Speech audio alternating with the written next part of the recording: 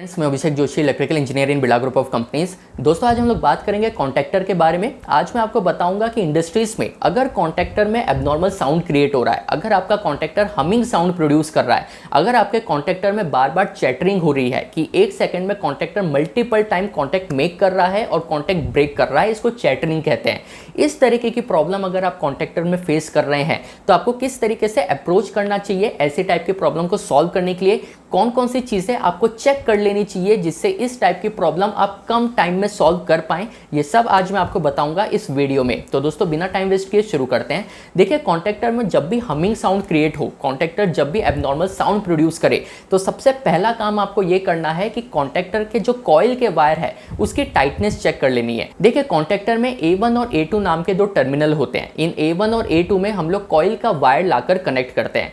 अगर कॉन्टैक्टर का wire loosely connected है, अगर कॉन्टैक्टर का वायर प्रॉपर्ली टाइट नहीं है, तो उस केस में भी आपके कॉन्टैक्टर में हमिंग साउंड क्रिएट हो सकता है। उस केस में भी आपका कॉन्टैक्टर चैटर कर सकता है। तो सबसे पहला काम जनरल इंस्पेक्शन में आपको ये करना है कि A1 और A2 आपके कॉन्टैक्टर के जो कॉइल है, इन कॉइल में जो वायर आकर कनेक्ट हुए हैं उसकी टाइटनेस आप चेक कर लीजिए। लूज कनेक्शन के वजह से भी इस तरीके की प्रॉब्लम आपको फेस करनी पड़ सकती है। अब दोस्तों, मान लेते हैं कि आपने टाइटनेस चेक कर ली, लेकिन आपको ये मिला कि A1 और A2 टर्मिनल में कॉइल के जो वायर आकर कनेक्ट हुए हैं ये बिल्कुल प्रॉपर्ली टाइट है, लूज कनेक्शन का ये केस नहीं है। तो सेकंड स्टेज में आपको ये करना है कि A1 और A2 आपके जो कॉइल है इसके अक्रॉस का वोल्टेज आपको ज़रूर चेक कर लेना चाहिए। देखिए, हर कॉन्टैक्टर का कॉइल वोल्टेज अलग अलग हो सकता है। कोई कॉन्टैक्टर की जो कॉइल है ये 230 वोल्ट की होती है, कोई 110 वोल्ट की होती है, या कोई कॉन्टैक्टर का कॉइल 415 वोल्ट पर भी ऑपरेट होता है। जब आप कॉन्टैक्टर की नेम प्लेट देखेंगे तो कॉन्टैक्टर पर ये मेंशन रहता है कि ये पर्टिकुलर कॉन्टैक्टर कितने वोल्ट पर ऑपरेट होता है, इस कॉन्टैक्टर की जो कॉइल है उस कॉइल का वोल्टेज कितना है। मान लेते हैं हमारे पास जो कॉन्टैक्टर है उसका कॉइल वोल्टेज 230 वोल्ट है, तो A1 और A2 आपके कॉइल के जो दो टर्मिनल है, इन दोनों टर्मिनल के अक्रॉस आप वोल्टेज चेक करिए। मल्टीमीटर का यूज करके आप ये काम इजीली कर सकते हैं। मल्टीमीटर से A1 और A2 आपके कॉइल के जो दो टर्मिनल है उसके अक्रॉस का वोल्टेज चेक करिए। आपको 230 वोल्ट इसमें बिल्कुल मिलना चाहिए, क्योंकि आपके कॉइल का वोल्टेज ही 230 वोल्ट है। किसी रीजन से अगर वोल्टेज 200 से कम मिलता है, कॉइल के अक्रॉस का वोल्टेज अगर 180 वोल्ट, 190 वोल्ट या उससे कम मिलता है, तो उस केस में या तो आपका कॉन्टैक्टर पिकअप ही नहीं होगा अगर वोल्टेज बहुत कम होगा तो, या तो अगर 180 190 वोल्ट आपको मिल रहे हैं तो फिर आपका कॉन्टैक्टर पिकअप तो होगा लेकिन उसमें हमिंग साउंड क्रिएट होगा, उसमें एबनॉर्मल साउंड आपको देखने को मिलेगा और कॉन्टैक्टर बार बार आपका कॉन्टैक्ट पकड़ेगा और कॉन्टैक्ट मेक करेगा। इसी को हम लोग कॉन्टैक्टर की चैटरिंग कहते हैं, क्योंकि कॉन्टैक्टर को जो 230 वोल्ट की रिक्वायरमेंट है वो 230 वोल्ट उसके कॉइल में नहीं मिल पा रहा, जिसके वजह से कॉन्टैक्टर में चैटरिंग हो रही है और इस वजह से कॉन्टैक्टर में हमिंग साउंड प्रोड्यूस हो रहा है। अब दोस्तों, मान लेते हैं कि आपने टाइटनेस भी चेक कर ली, आपको कोई लूज कनेक्शन नहीं मिला, आपने कॉइल के अक्रॉस का वोल्टेज भी चेक कर लिया और वोल्टेज भी आपको 230 वोल्ट बराबर मिला। तो थर्ड स्टेज में आपको कॉइल के अक्रॉस का रेजिस्टेंस चेक करना चाहिए।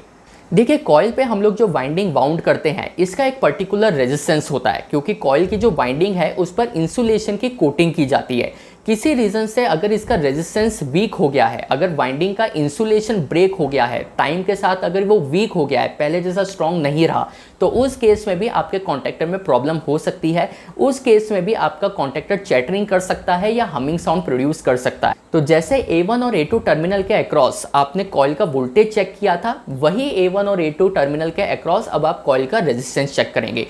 अगर रेजिस्टेंस की वैल्यू कंटिन्यूसली फ्लक्चुएट हो रही है तो आप ये मान सकते हैं कि रेजिस्टेंस अब पहले जैसा स्ट्रॉन्ग नहीं रहा, आपके इंसुलेशन की जो लेयर है वो अब पहले जैसी इफेक्टिव नहीं रही। उस केस में आप कॉइल को रिप्लेस करके कॉन्टैक्टर की वापस से टेस्टिंग कर सकते हैं।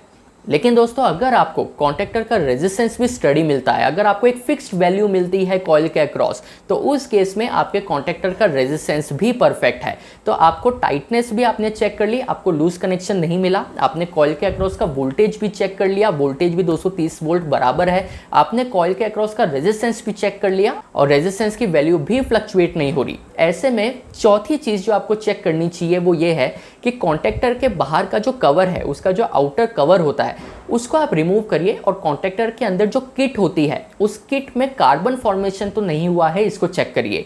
बहुत बार आपके कॉन्टैक्टर के बीच में कॉन्टैक्टर की जो किट होती है उसमें कार्बनाइजेशन हो जाता है। ये वही किट है जो कॉन्टैक्ट मेक और कॉन्टैक्ट ब्रेक करने का काम करती है। अगर इस कॉन्टैक्ट में कार्बनाइजेशन हुआ है, कार्बन फॉर्म हुआ है, तो उस केस में आपका कॉन्टैक्टर पिकअप तो होगा लेकिन कॉन्टैक्ट क्लियरेंस कम होने के वजह से वो पिकअप नहीं रह पाएगा और आपका कॉन्टैक्टर बार बार चैटरिंग करने लगेगा और इससे आपको हमिंग साउंड या एबनॉर्मल साउंड की प्रॉब्लम फेस करनी पड़ेगी। ये 4 चीज़ें ऐसी है जो अगर आप कॉन्टैक्टर में चेक कर लेते हैं तो 99% आपको प्रॉब्लम मिल जाएगी। हमारी जो कॉन्टैक्टर चैटरिंग करने की जो प्रॉब्लम है, हमिंग साउंड से रिलेटेड जो प्रॉब्लम है या कॉन्टैक्टर में जो एबनॉर्मल साउंड क्रिएट हो रहा है, इस तरीके के 4 स्टेप को यूज़ करके आप इस प्रॉब्लम को कम टाइम पीरियड में सॉल्व कर सकते हैं। तो दोस्तों, कॉन्टैक्टर को चेक कैसे किया जाता है, हमिंग साउंड की प्रॉब्लम को किस तरीके से अप्रोच किया जाता है, ये चीज़ अगर आपको समझ में आई हो तो मुझे कमेंट बॉक्स में बताइएगा। मैं आपसे मिलता हूं कल ऐसे एक इंटरेस्टिंग टॉपिक के साथ। तब तक अपना ध्यान रखिए। Good bye.